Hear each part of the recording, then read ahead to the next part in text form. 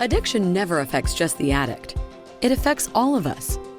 Recovering from addiction and alcoholism is also a life-changing battle for families dealing with a loved one's addiction.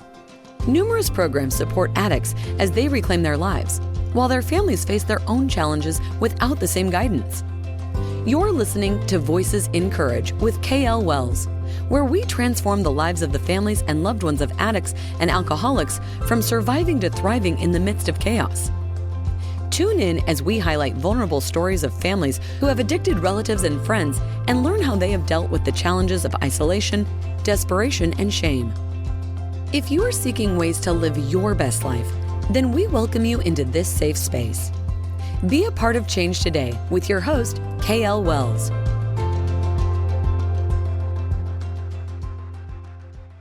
Welcome to Voices in Courage with KL Wells, that's me, and our guest this year. It's been a year since we've talked to Bill, Dr. Bill Crawford, who is one of my favorite people in the world, doing great work in terms of helping us reframe and live in our highest version of ourselves. And so one of the reasons I want to talk to him again was he has a different framework to talk about this time, and we are arguably probably in the height of the disease season. November and December are the highest drinking and drugging months in terms of research. And January happens to be the month that a lot of people decide to make a change and head to rehab. So as we head into this season, what I also know as a loved one is that this is particularly wrought with shattered dreams, crisis, things don't go the way we think they should be going. It's the holidays, we have high expectations, and we're dealing with somebody who is caught in the disease, the brain disease of addiction. And so I wanted to revisit this with Bill again to gain some more words of wisdom from him in terms of, as a loved one, how do we best navigate the holiday season so that it serves us and we just don't let it happen to us. Love that. Yeah. So Bill, take it away.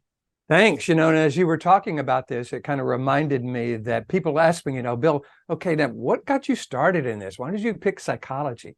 And I actually started my career as a drummer, so that didn't mean anything. But before that, I grew up in an AA home. My dad was a recovering alcoholic and was one of the founders of AA in East Texas. So I was an AA baby. They took me to all the meetings because we didn't have enough money for babysitters. So I grew up in that kind of 12-step process of people really, beginning to look at that and make decisions around that. So it has informed my thinking all the way through what I do.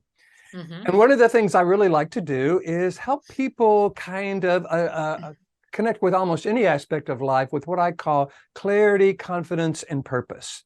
And I think that's really important in this particular time frame because, as you've mentioned, we've got these expectations. As kids, we grew up in the holidays. Oh, wow, we always wanted them to be special, and sometimes they were, and sometimes they weren't. But they almost never really turn out the way the Budweiser commercial looks like. With the horses and everything's great. And that's for sure.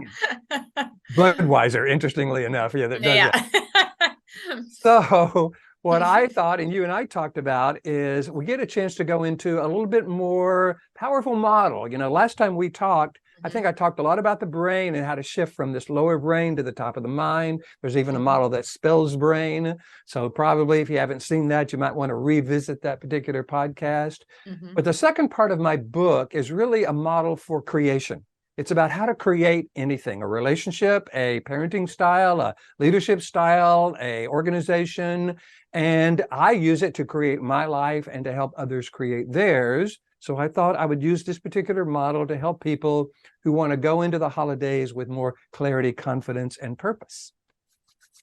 So the first step in the model is purpose. And it really means clarity about our purpose. And when I talk about our purpose, I'm really talking about what I call our highest purpose, which is not necessarily what we want to accomplish, but more of who do we want to be. I think a lot of us grew up with looking at our worth based on what we did, what we accomplished, the grade we got, the job we got, the school we got into. And we have a tendency to see our self-worth sometimes based on what we do.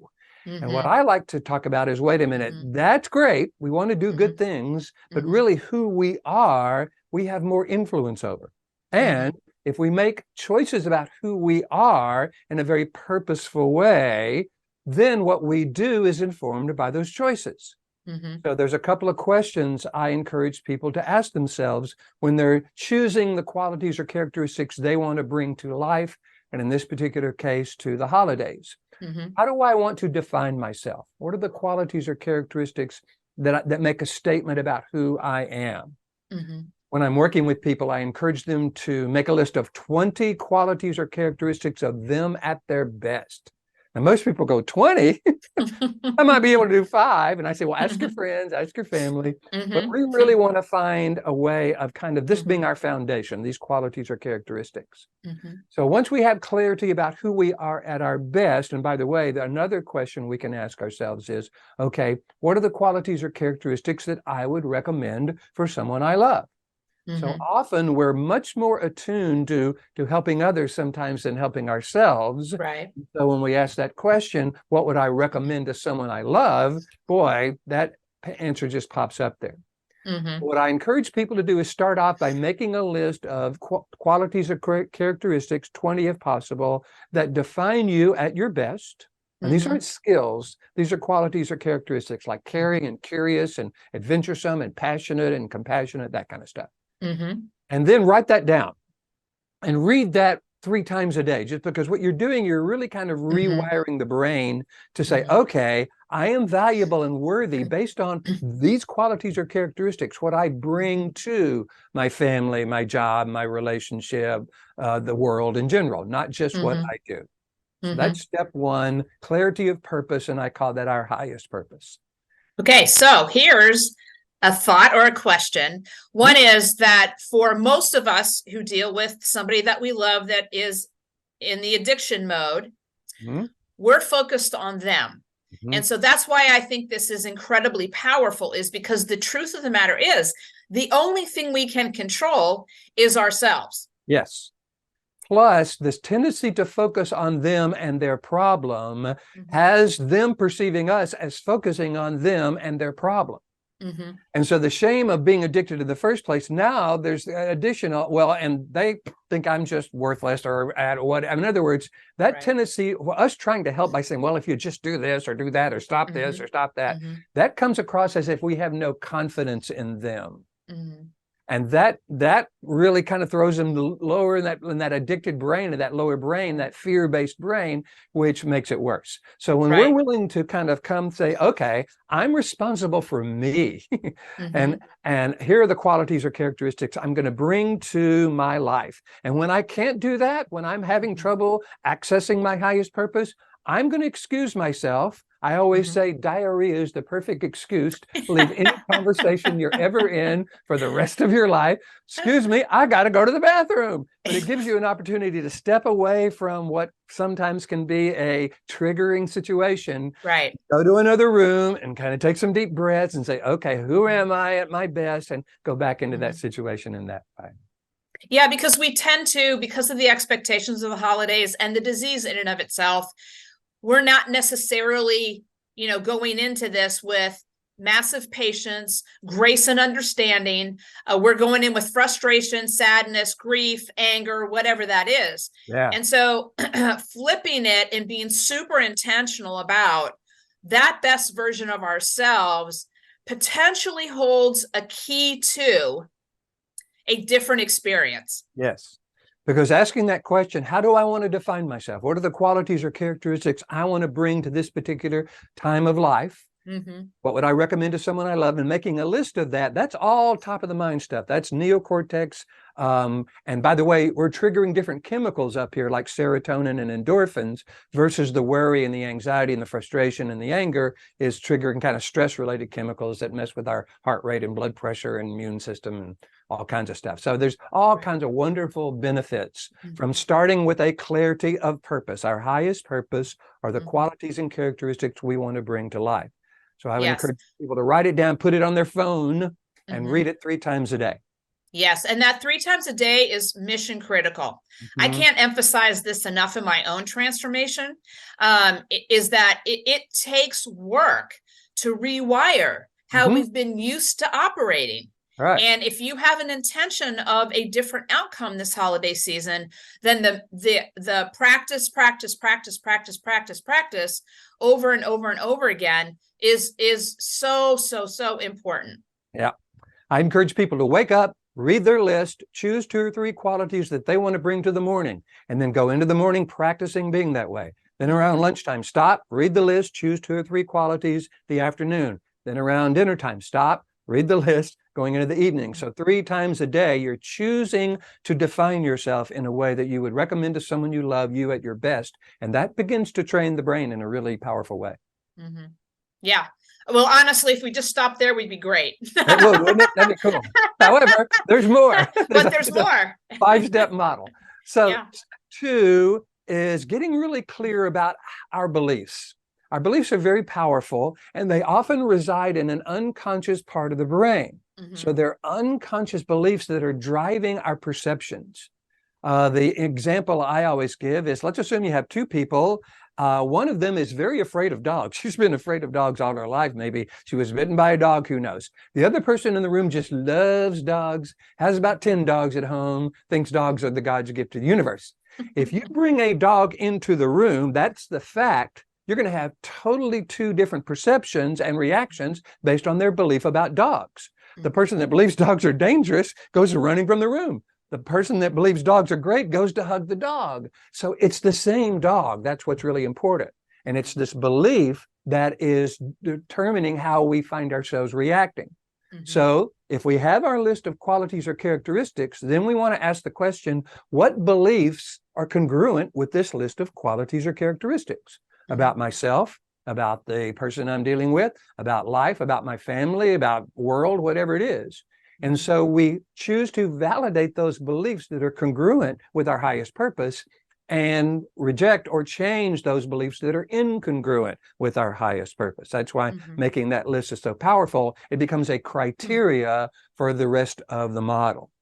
So we want to choose those beliefs, choose those perceptions, because they will affect our interpretation and our experience. And if we can choose beliefs that are congruent with this list, that puts us in a more powerful position.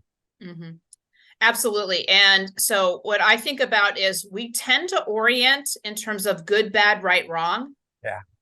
And so I strongly encourage people to orient towards what works in creating the outcome that I want, or what doesn't work in creating the outcome that I want. And that speaks very much to what you're speaking about here, is that one shift in how we orient, what's the belief that we carry. It is no longer good, bad, right, wrong. It is what works and what doesn't work in creating my best version. Exactly. And what that does is it kind of helps us kind of have the brain begin to interpret life in a way that's congruent with our highest purpose, these qualities or characteristics. So works, what doesn't work, congruent, incongruent. If we'll just start making that particular discernment versus right, wrong, good or bad. And by the way, that doesn't mean that some of the beliefs that we grew up with, that we learned, aren't wonderful. If they're congruent with this list of qualities or characteristics, let's hang on to them. But if they're not, let's change them to ones that are, because that way we'll be kind of, again, being driven in a way that is congruent with how we want to be. Great. All right. Step number 3. This is a big one. It has to do with the wisdom of serenity. So as growing up in an AA home, the serenity prayer was everywhere. God, grant me the serenity to accept the things I cannot change, the courage to change the things I can, and the wisdom to know the difference. Now, most people see that prayer as a plea for serenity. I see it as a formula for success. Say So more. Yeah. God, grant me the serenity. In other words, it starts off with, grant me the serenity. Serenity is the first thing that's asked for, so that I might accept the things I cannot change. I mean, how much of our stress, frustration, anxiety, resentment, anger would be gone if we could accept the things we cannot change? Right. Yeah. And man, that one line is profound.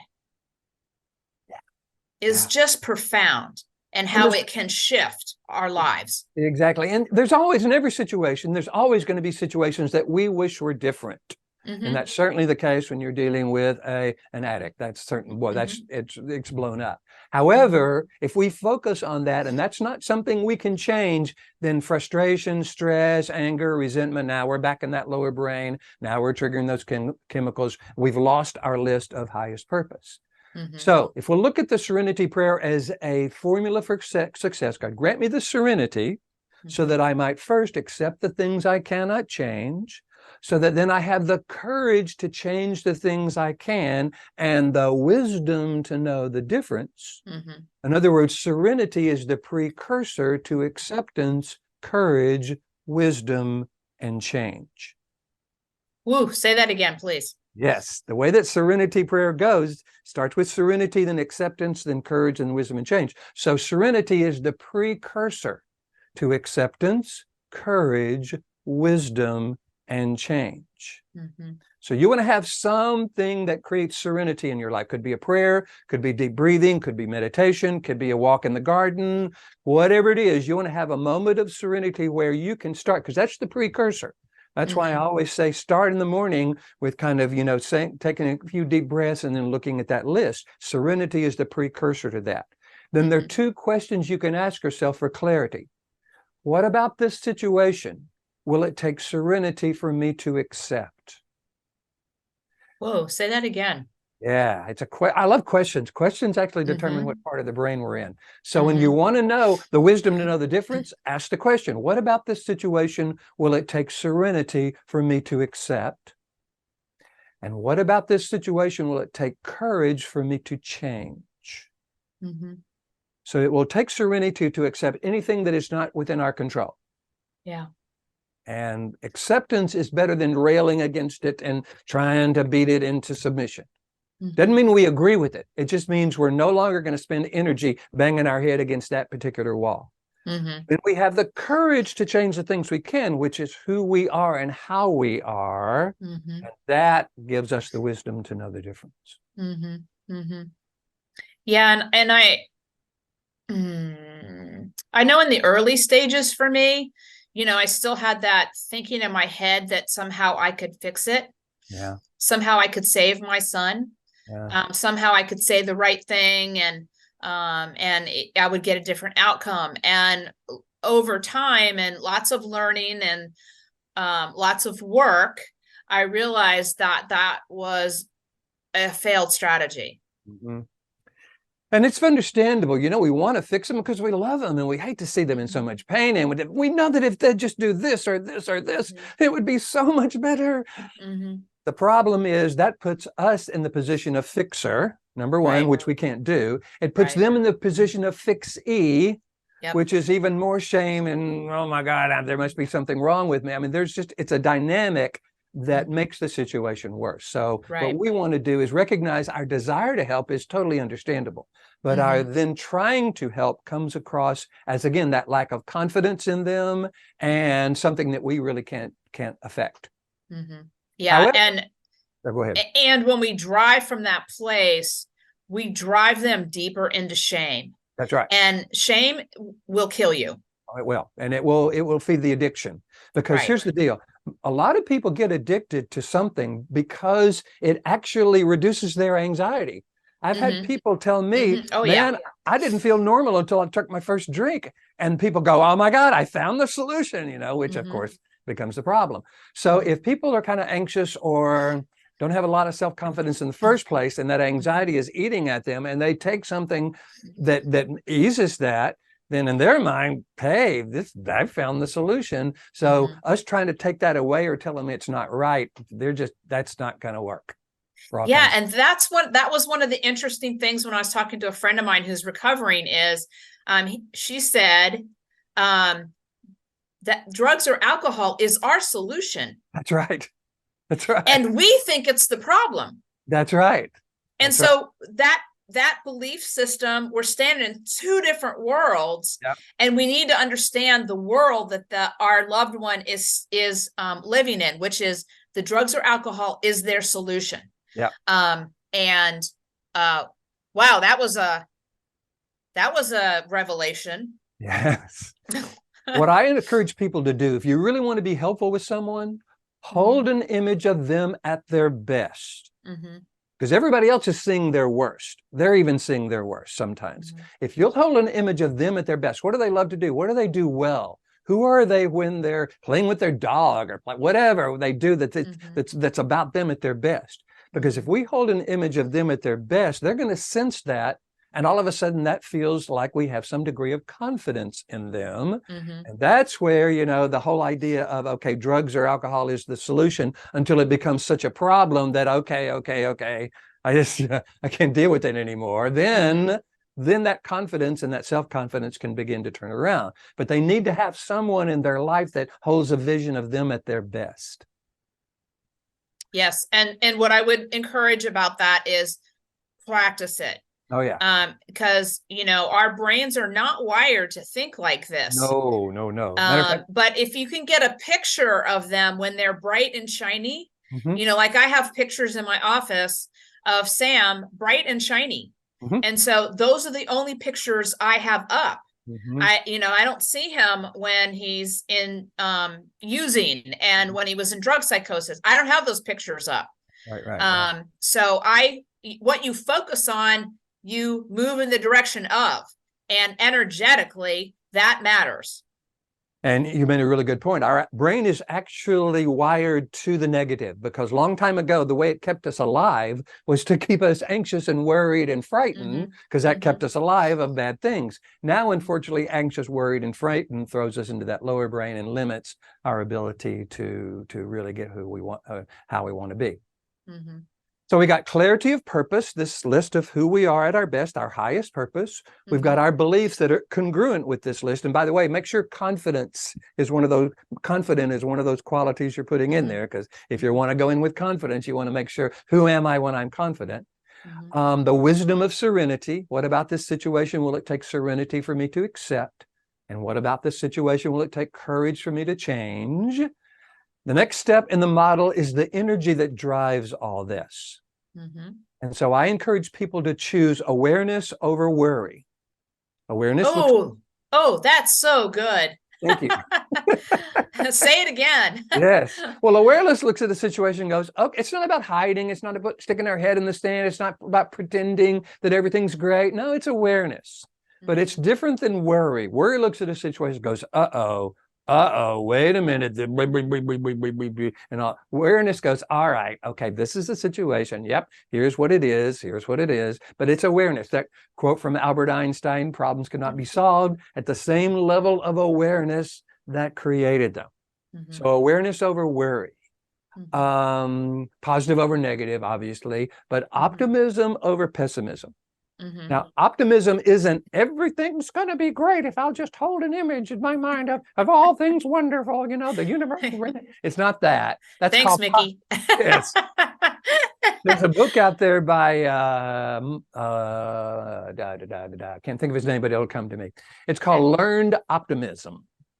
And he talks about the difference between Pollyanna optimism and realistic optimism.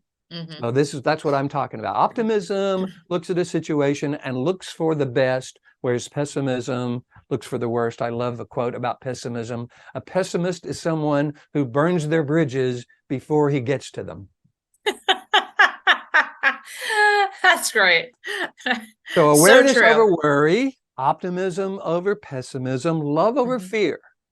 And love starts with the love of who we are at our best, love of the people that we're around versus fear of I'm not doing it right, or I'm not fixing them, or the horrible things are going to happen, all the things that lower brain comes. So you're choosing an energy that is congruent with the qualities or characteristics you have decided is your highest purpose. And that energy will be a driver. So you can kind of ask yourself the question, you know, what's the energy that's driving my thoughts right now? Is it congruent with my highest purpose? If not, you want to shift to that energy. So we got highest purpose. We've got our beliefs. We've got the wisdom of serenity. We've got the energy. The last step in the model is about responsibility. And I call responsibility our ability to respond. Responsibility is our ability to respond. So if we want to have the ability to respond to life versus react to life, reaction is just reacting. It's just acting the way we have in the past. Responding comes from the Latin spondere. It means to pledge or to sponsor. It's a more purposely chosen way of being. So if we want to bring our best to life in a way that we're having the ability to respond, we need to take 100% responsibility for that ability to respond. It means we do not need anything out there to change in order for us to bring our best to the situation. So I always encourage people to take 100% responsibility for our ability to respond, because that puts it all within us. It puts it within our control, our ability to influence. So purpose, our past, the wisdom of serenity, the energy we choose, and responsibility, P-O-W-E-R, spells power. This is about becoming more powerful, more influential, if that's an easier word for you, more influential in our life and in the lives of others. Because all of a sudden, we're not reacting to all the stuff that we see around us, which means we're not part of the problem. We're kind of in the world, but not of it. And that gives others who desire to be in the world, but not of it, at least some sort of beacon, some sort of idea that this is possible. They may come up to you and say, wait a minute, you're different this year. Well, what's going on? You say, well, I saw this podcast and there's this KL talk. But it's this ability to be purposeful. It's the ability to choose how we want to be, choose those beliefs, make sure we're accepting what we can't change, choosing that energy, and then taking 100% responsibility for our ability to respond. Yeah, and what I think about is just the notion that as a mom or a dad or a grandparent or whoever, people look to us, to set the tone, to model, to pay attention to, in terms of, well, how are they reacting? And so if we really lean into this and choose our own power in this, and it's going to take practice. People will ask you, what are you doing? How are you able to do this? And that's, those are teachable moments. Yeah. We so desire, I'm sorry, didn't mean to go ahead. We so desire to be helpful.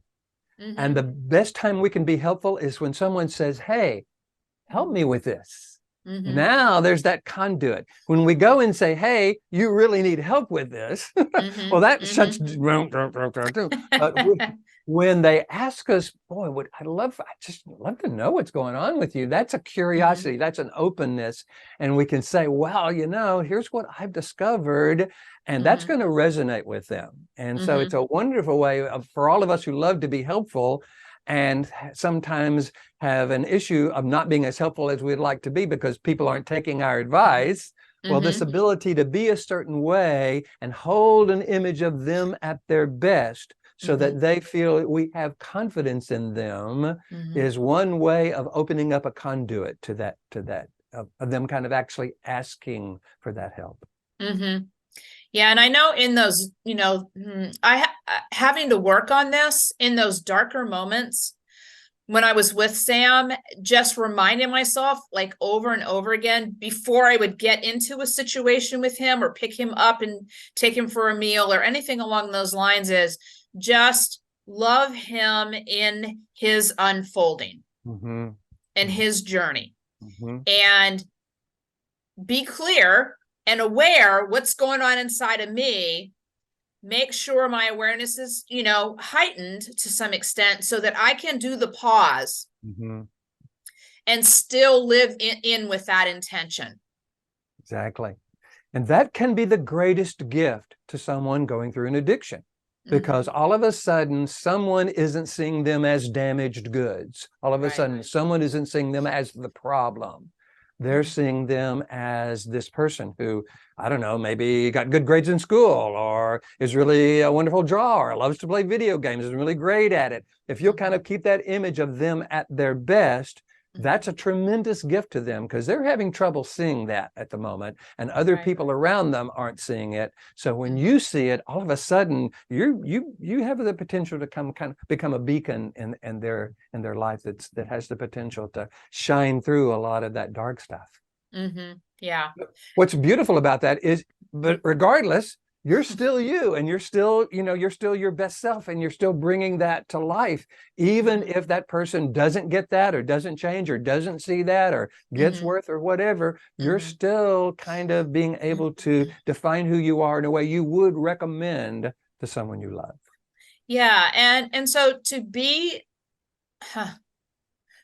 love is a thing. Absolutely a thing. You know, to be an expression of love, to be an expression of patience, to be an expression of empathy, to be an expression of curiosity. All of those things we can be.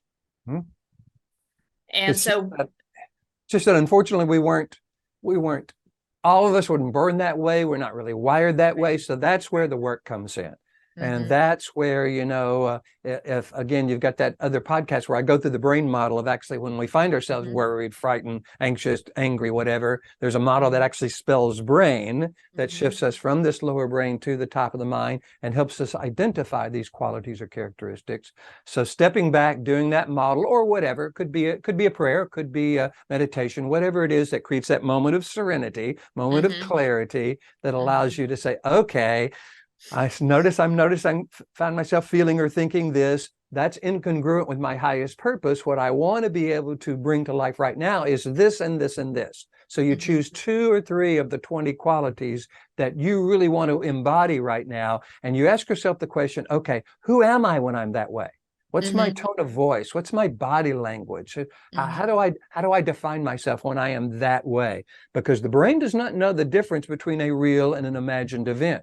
So when you imagine being the way you want to be, the brain thinks that's happening and triggers serotonin and endorphins, which makes it easier to bring that to life. Wow, this is really rich. As I always know it is going to be with you. And so again, for those of you who are headed into the holidays, Thanksgiving's not too far off. Christmas is coming up, New Year's, all the things.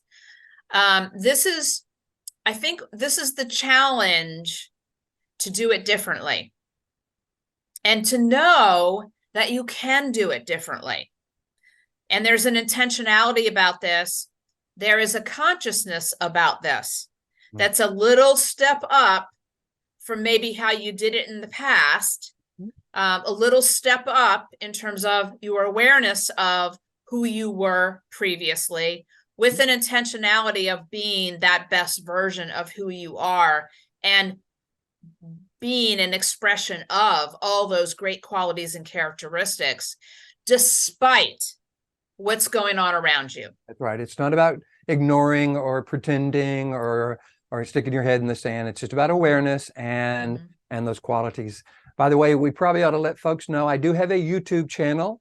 It's got about 500 short videos on there. I post one almost every week. So there's one on anxiety, and there's one on relationships, and there's one on purpose, and there's one on fear and all kinds of stuff.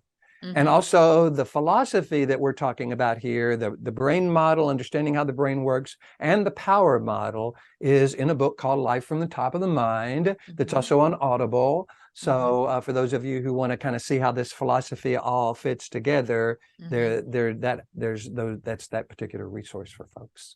Which the YouTubes are great because they're short and they're quick, but they're concise and powerful.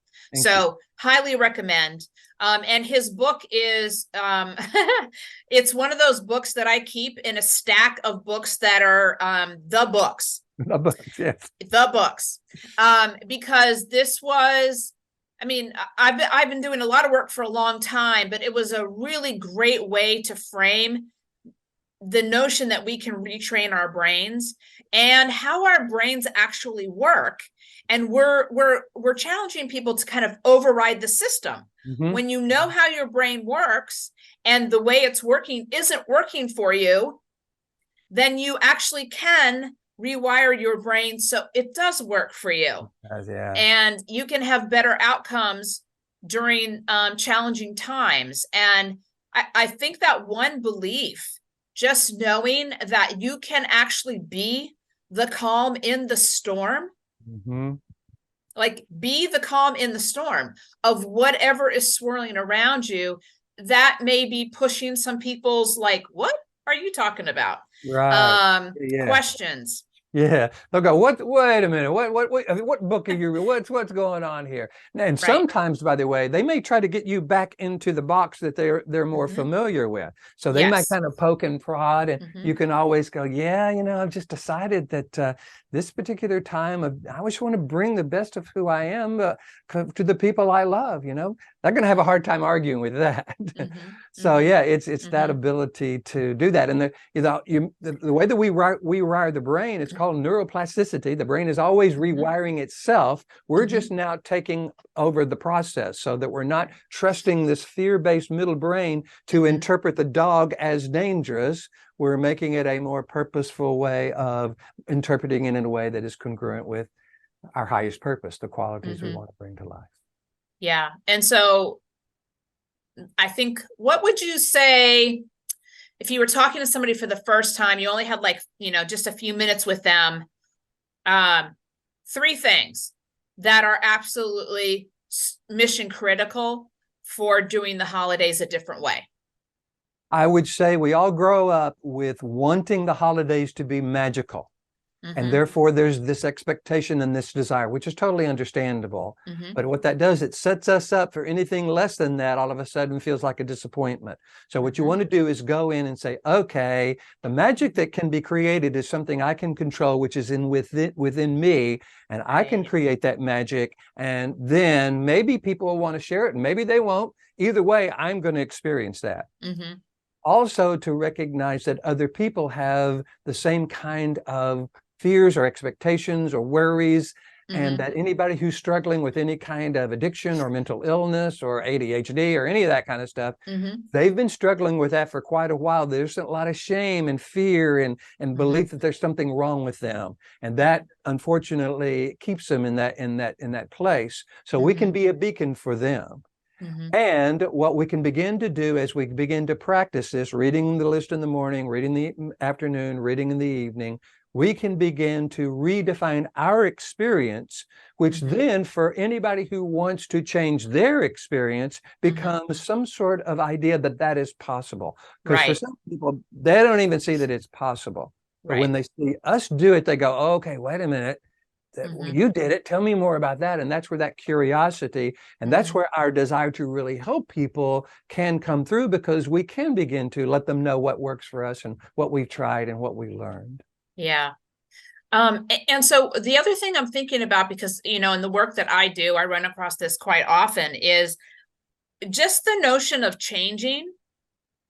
Our brains go, no, you're not. That's right. Whoa. No, you're not. Yes, that's right. No, we're not. That's right. And so I think, could you just speak a little bit to that? Because I think knowing that from my perspective was super helpful. Oh, there's my brain doing its job. That's right. And I'm just going to go, thanks for your help. We're not doing that. We're doing this. Yes.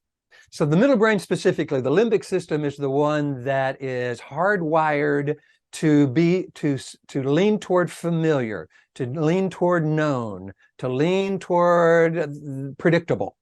So when change happens, the middle brain goes, well, that's not good, because it feels dangerous, and it misinterprets change, or either almost anything, even change or anything negative, as dangerous, and throws us into the part of the brain that's designed to do with danger. And it's trying to make us anxious enough to not do the change. Right. Because the middle brain fears the change because it's unfamiliar, it's unknown, and I don't know how to deal with that. I know how to deal with this, but I don't know how to deal with that. So if we'll kind of ask ourselves, okay, what part of the brain do I want to trust here, Because I don't want to trust this frightened, fear-based middle and lower brain to drive my thinking and feeling. I want to trust the best of who I am, the upper 80% of who I am. And that allows me to say, okay, if I were choosing qualities or characteristics in this very purposeful, intentional way versus trusting this middle brain to use anxiety and worry and fear, what would that look like? And that's where it's so important to have the list. That way you're not having to come up with something brand new. You can check it out. But recognizing that the brain is programmed to use fear and anxiety to keep us safe. And any change threatens that to the middle brain. If we'll just recognize that's what it's doing. And by the way, well, here's the cool thing. As we practice and as we practice and we practice, we create new neural pathways going from the middle brain to the top of the mind and back down. So after enough practice, say, 3, 4, 5, 6 months of this stuff, it just gets easier and easier and easier and easier. So eventually we can turn this tendency for the middle brain to be afraid to this middle brain to trust these qualities or characteristics. It's that process of practice. Absolutely. Absolutely. And so I'm also thinking about, I just want to make sure that people that are listening to this understand this is not a strategy to get your addict to do things differently. No. Okay. So this is an authentic, genuine way for you to do your life differently. And things may change for your addict. They may not, but they will certainly change for you. Yeah, there was a phrase I heard my mom and dad, AA and Al-Anon, tell people. It said, I have every confidence that when it gets bad enough, you'll reach out for help. So, just let me know whenever it gets bad enough and I'll be here. And that puts a different frame than life. Like, is it bad enough yet? Is it bad enough yet? So that's a question maybe they'll start asking themselves, but it's not about going and trying to convince them of anything, or again, because that comes across as, I don't have confidence that you can do it yourself. So when you say, I have every confidence that, hey, I've seen you accomplish stuff. When it gets bad enough, I bet you'll reach out. And that's just what people aren't used to. But it's this ability to say, all right, because you want the person in your life to take responsibility for them, let's show them what that looks like by taking responsibility for us. So it gives them a way of saying it can be done. And then they'll either change or they won't. But either way, we'll be bringing the best of who we are to that situation. And it will really affect our experience of the holidays. All of a sudden, that worry, fear, anxiety, stress won't be near as powerful because we're actively choosing another perspective. Yeah. And who we are in it. And so we all know that the stakes tend to be higher with fentanyl on the market now. And what would you say to the parents that are like, what if? I would say that the desire to keep your child safe and alive is totally understandable. The challenge is when we step in to try to fix them, as mentioned before, that drives their fear or shame or belief that there's something wrong with them deeper and moves them more to what they believe is the solution. So addicts are not totally unaware that fentanyl is out there. Right. They kind of know that. So, saying something like, hey, if you had someone that was using and you wanted to keep them safe from a fentanyl overdose, what would you do? What would you have available for them? So, just that whole idea, because now I was at the drugstore the other day. There's this thing you can buy, this spray thing that looked like to me. And they said, hey, if it happens, this is what you'd use.